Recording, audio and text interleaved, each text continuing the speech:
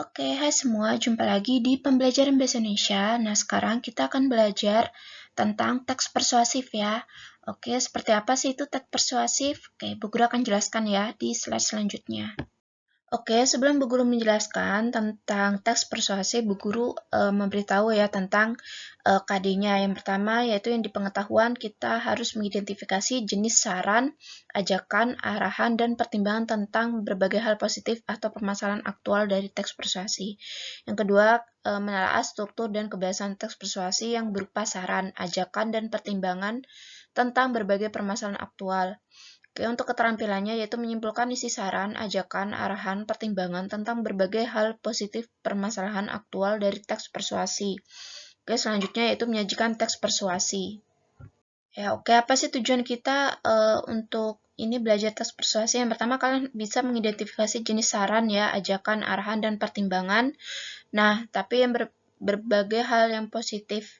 Terus habis itu kalian bisa menelaah struktur dan kebahasaan teks persuasi yang berupa saran, ajakan, dan pertimbangan tentang berbagai permasalahan. Terus selanjutnya yaitu dapat menyimpulkan isi saran, ajakan, arahan, pertimbangan tentang berbagai hal positif permasalahan aktual dari teks persuasi. Dan yang terakhir yaitu kalian nanti dapat menyajikan teks persuasi. Oke, sekarang kita belajar tentang pengertian teks persuasi ya, yaitu adalah jenis paragraf yang bersifat mengajak, menghimbau, dan mempengaruhi dengan mencantumkan fakta, bukti, dan kalimat ajakan. Biasanya ini berupa promosi, contohnya seperti itu. Atau pidato-pidato, contohnya seperti itu. Itu kan semuanya tentang ini ya, mengajak-mengajak seperti itu. Atau menghimbau.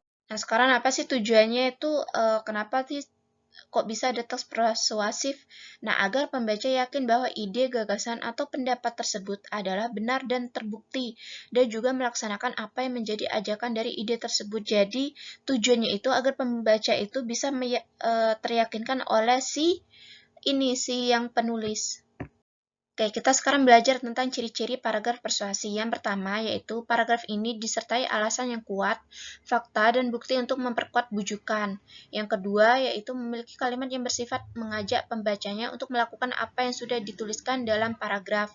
Yang ketiga yaitu terdapat kata-kata seperti ayo, marilah, sebaiknya, dan lain sebagainya untuk mempengaruhi pembaca.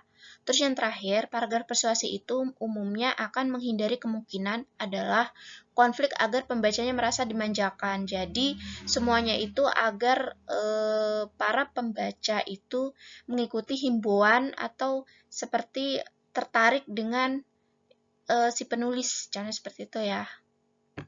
Ya, oke, kita sekarang belajar tentang strukturnya ya. Nah, struktur teks persuasi itu apa aja sih? Yang pertama ada judul. Terus yang kedua ada alinea pembuka, yang ketiga ada alinea penjelas, dan yang terakhir ada penutup. Nah, sekarang syarat-syarat menyusun paragraf persuasi. Seperti apa sih? Nah, yang pertama watak dan kredibilitas ya. Terus yang kedua kemampuan mengendalikan emosi, terus bukti-bukti fakta atau evidensi. Nah, maksudnya itu si penulis bisa mengendalikan emosinya ya. Terus habis itu mempunyai juga karakter ya yang bagaimana ya? Mengajak, tapi juga tidak terlalu memaksakan kehendaknya sendiri. Jadi, semua yang akan dia tulis harus berdasarkan bukti-bukti, karena biar tidak disangka seperti penipuan. Contohnya seperti itu. Oke, cukup sekian penjelasan dari Bu Guru. Terima kasih untuk hari ini. Semoga apa yang Bu Guru jelaskan tadi bermanfaat ya bagi kalian. Dan juga Bu Guru berharap setiap tugas nanti kalian kumpulkan ya tepat waktu. Karena akan mempengaruhi nilai kalian kalau kalian telat mengumpulkannya. Oke, terima kasih untuk hari ini. Sampai jumpa di materi selanjutnya. Bye-bye.